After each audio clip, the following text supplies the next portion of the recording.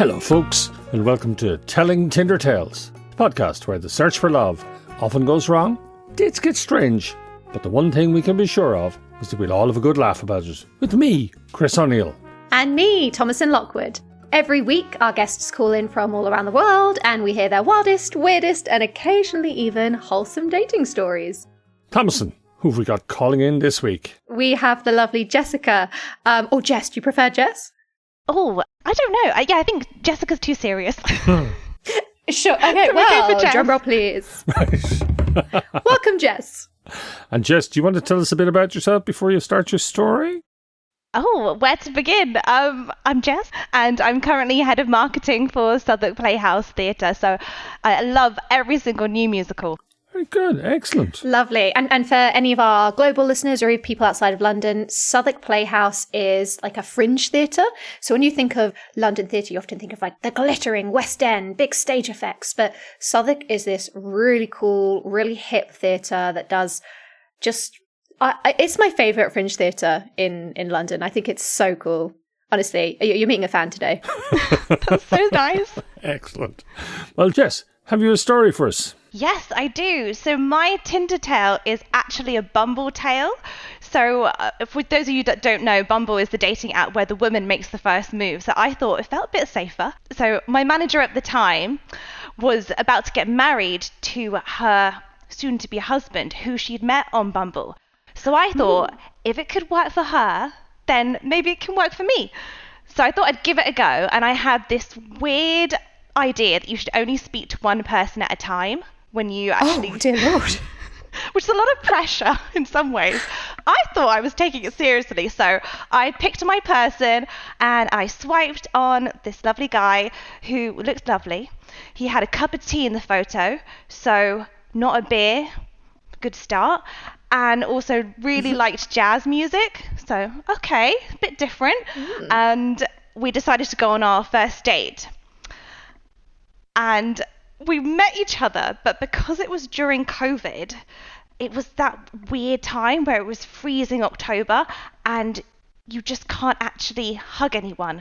So we meet for the first time and we stand in front of each other and we just do this awkward sort of like, hi. It was really weird. And I was trying to look cool in my pink rain jacket and that was not working for me because I was really cold. So I had all of these layers on and we decided to go for a walk around a lake. And so we go around this lake and it all seems to be going well. We sit down and we have our weird socially distanced lunch and he asks me, do you want to have some of my lunch? And I'm like, no, it's COVID. I don't want your lunch. So that was a bit strange. And then there was a robin that came and sat right by us. And then he made this cheesy pickup line saying, oh, I think this robin is a sign of our connection. Okay, I guess it was like getting to Christmas, maybe. Anyway, the date continues and we sit outdoors in the freezing cold. He buys me a drink and then opens up about his ex-girlfriend. At which point I decide it's a good time to say, let's go on a second date. This is going really well. I really like you. So halfway through the date, I've just jumped the gun. I said, do you want to meet in 2 days' time? Super keen bean.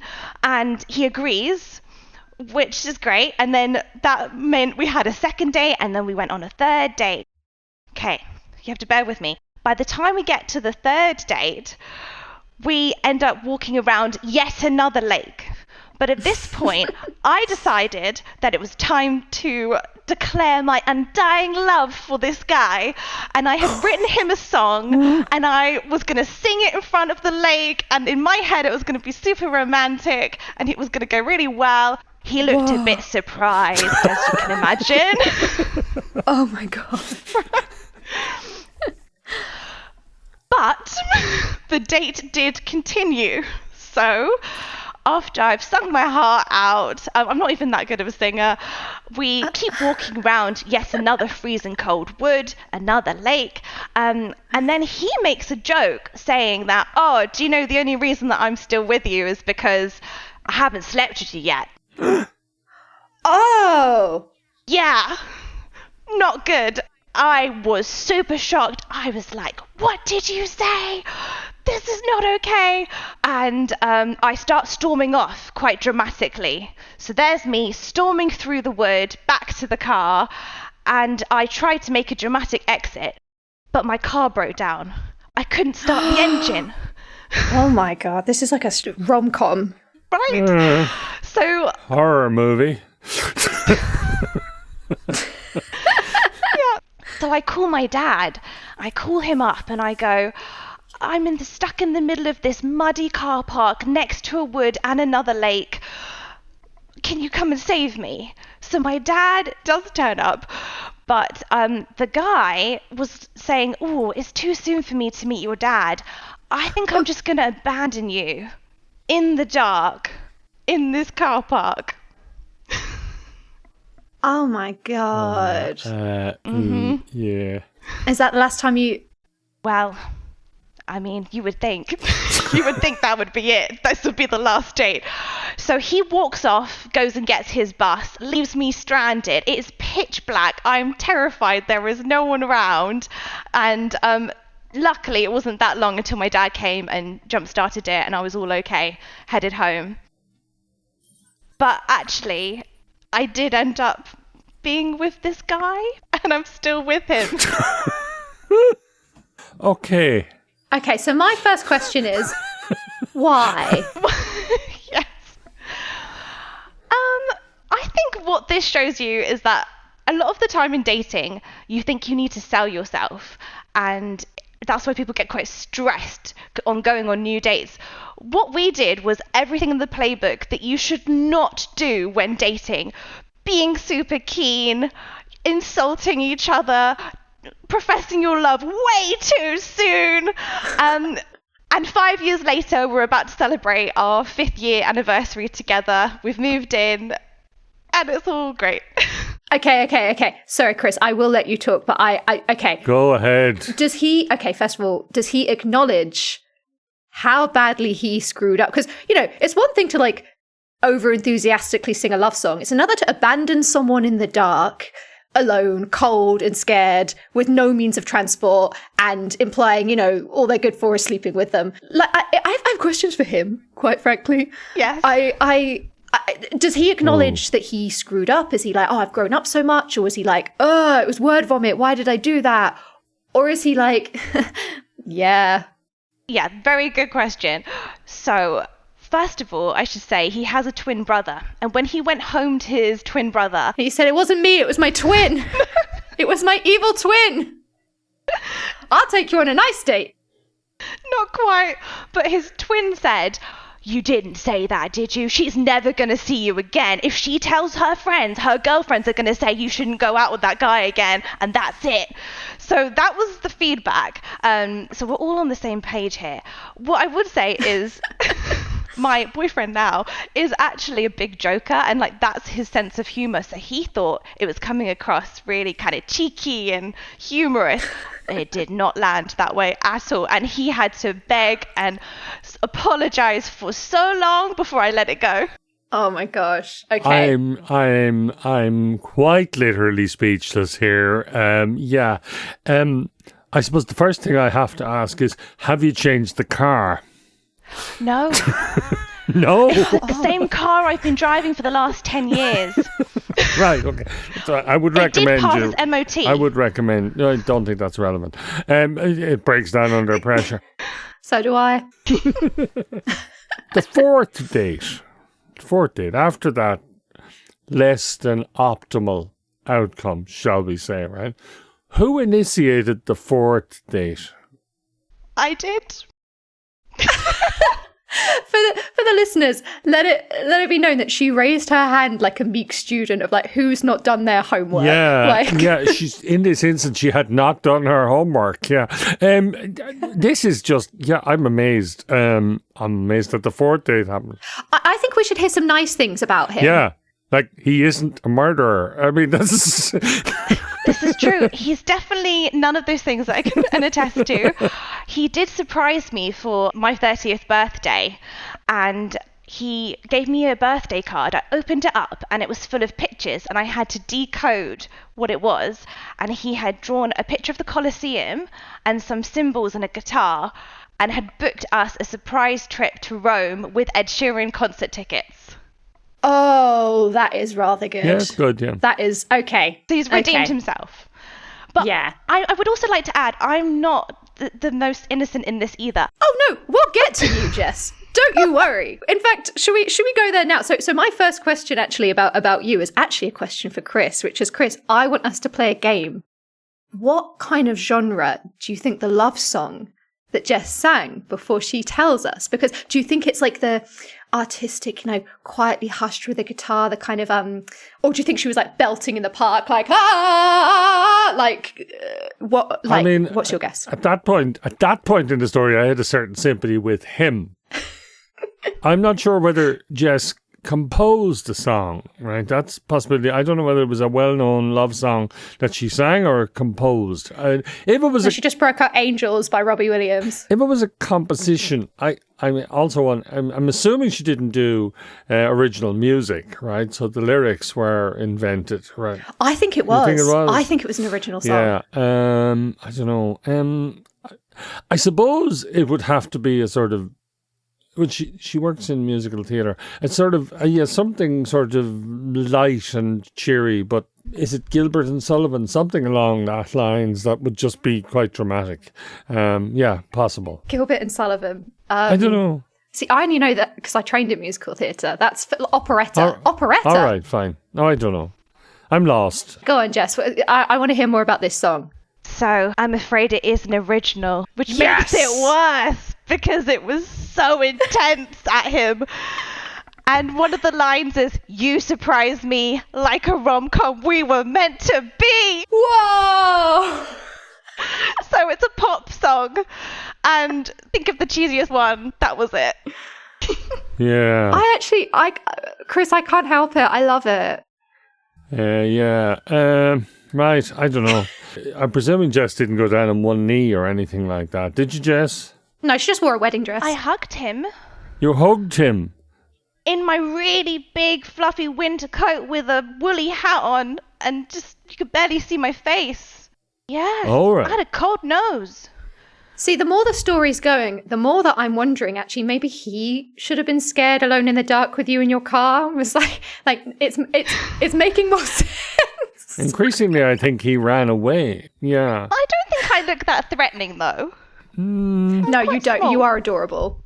Yeah, I don't know. It's just, it was just surprising. To say the least, I've never had anybody sing a song to me. Like, no, it's not in my ken. I can't sing, but I've never had anyone sing to me. Definitely not on a third date. No, not on a third date. No. It worked, though. It worked, clearly. That's the thing, and I think this is the moral of my story. I will say one thing. Your father picked you up.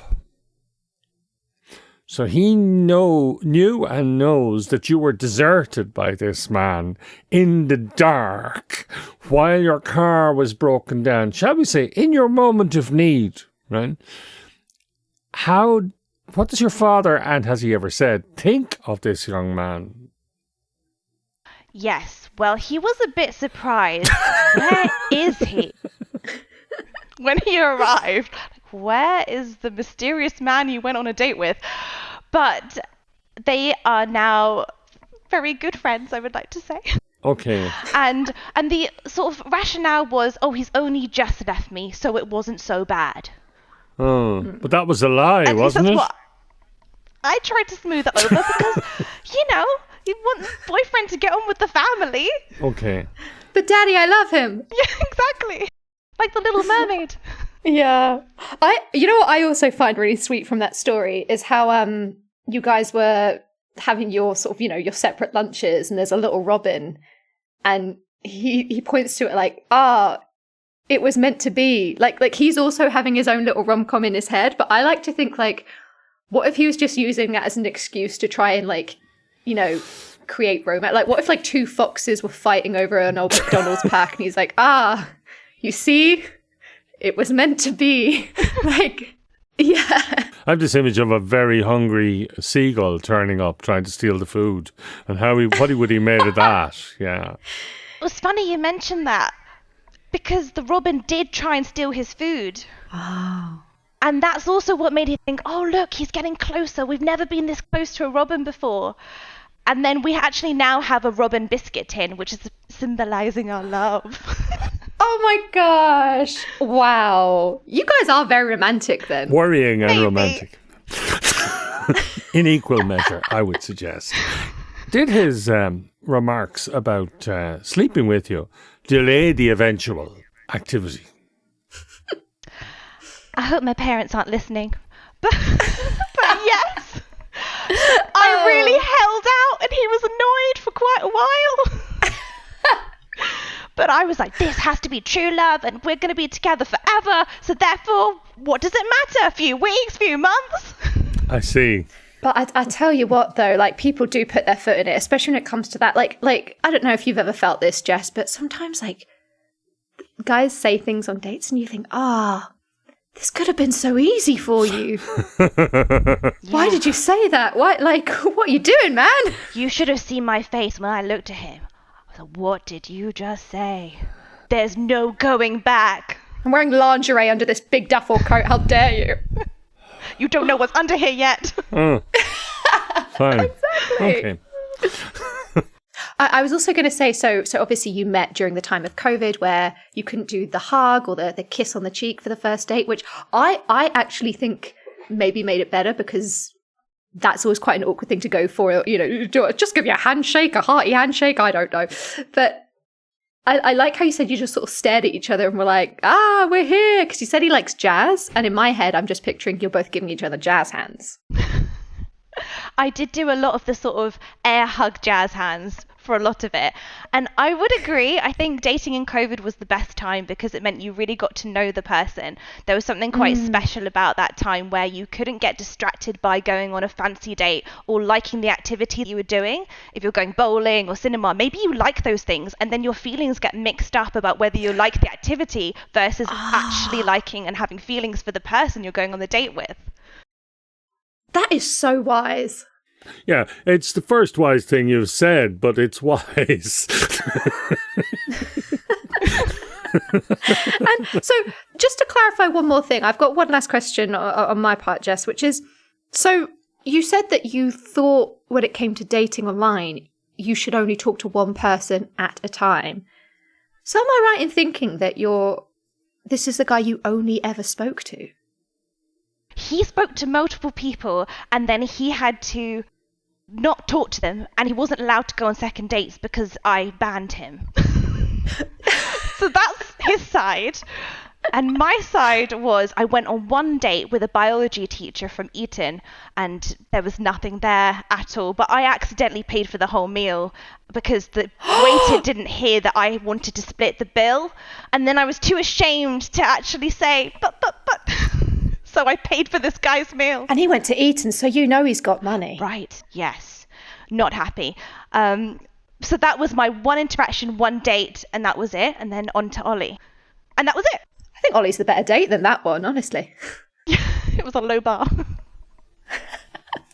In the context of COVID, how long did it take to form the bubble situation? So we had to figure it out because the rules kept changing, but eventually when you could bubble, we were lucky because we had our radius on, so we were quite local to each other. And the way that we could do it is we worked out that if he came 5 kilometers in this direction and I met him halfway, we could meet in the middle and go for walks in this specific wood and then we could still be together. Right. And at the time, he didn't drive, so he was cycling in the snow to meet me. My gosh. Okay.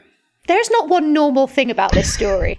And then we had thermoses and packed lunches, and then he would have to, like, hold my weird Ziploc as I peed in the bush, and then I had tissues. It was just so... Whoa. That pee came out of nowhere. I mean, hang on. Roll it back there. When you say... he had to hold your Ziploc. Are we talking euphemisms here, or what are we dealing with? No, an actual Ziploc Ziploc that I had the tissues put in. And then I had a different Ziploc for, obviously, the used ones. This is too much information. Well, that's good then. No littering. Hang on. Was this on day 3? He was holding your tissues for after you had urinated in a field. I am her lawyer, and on behalf of my client, you do not have to answer that question. I would like to say it was not an open field. It was a wood. It was a wood, right, okay. And the woods are much more covered, so I had to kind of scramble into a bit more of an unknown wood off the beaten track to pee. Okay, fair enough. All right. You know, that's how you can tell you can like a guy, is rather than end the date and go find a toilet, you're like, I'm just going to do it here. I don't want this to end yet. Exactly. Like, that's love. And we were doing 5 to 6 hours walks together because we just enjoyed each other's company that much. Okay. I presume he didn't... Did he ask for you for any assistance in his... No, he was quite sufficient. It's easier for boys to pee in the It is woods. easier for us. Yeah, in the wood, or just generally. Yeah, I know. Anyway, fine. Anyway. Yeah, okay, well, that's an interesting insight. Thank you. I loved it. Yeah. One more thing. Just to not paint Ollie in a terrible light, I would also like to add that I accidentally called him out for catfishing me. Oh my God. Now, Hold how on does a that minute. help Hang on. his There's image? a whole load of layers there. Because on the image in the Bumble, he had reactivated his profile from 3 years ago. So these were very old photos.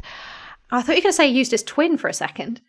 No, that would have been way worse. I didn't quite understand what catfishing meant. I thought it just meant you look a bit different from your profile picture. I didn't quite understand there was a whole series. Oh, yeah, I'd behind call it. that a clerical error. I wouldn't call that quite catfishing. I have to clarify, but you mentioned twin.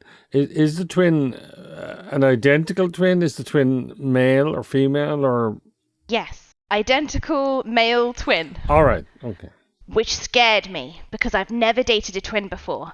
And I was terrified. I thought, what if when I meet them after the COVID situation and we finally can meet families, if I mix them up or say the wrong name, I'll be mortified. Oh.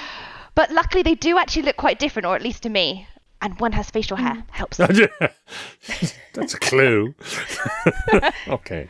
Which one has the facial hair? His brother does. Okay, because, man, I'm really going to show my nerd here. Star Trek, the original series, had an episode, like everyone had an evil twin, and you could tell they were an evil twin because they wore a goatee.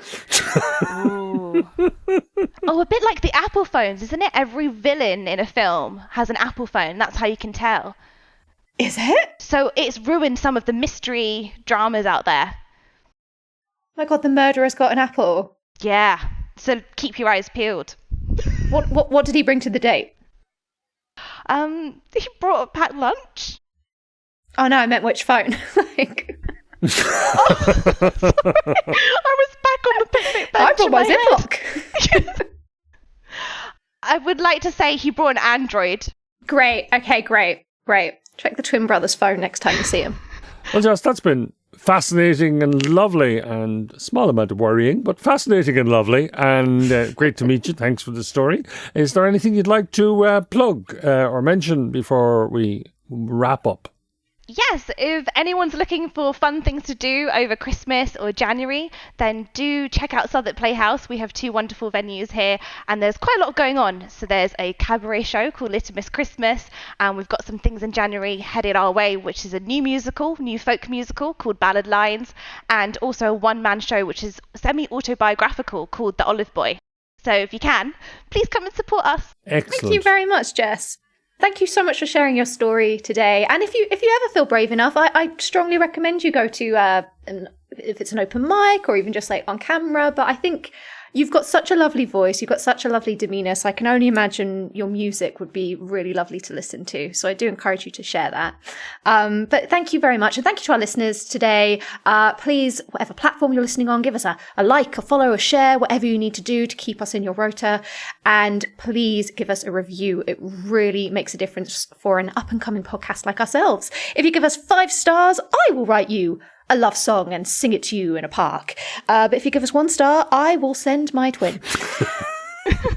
If you really liked it, please tell one person face to face, the old-fashioned way.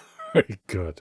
Okay, we've got live shows coming up in February. We're at Leicester numerous times and also in Glasgow in March. Fab. And follow us on socials at Telling Tinder Tales for dates. All that's left now to say is goodbye. Say goodbye, folks. Goodbye and thank you. Goodbye. Thanks so much. Bye. Bye.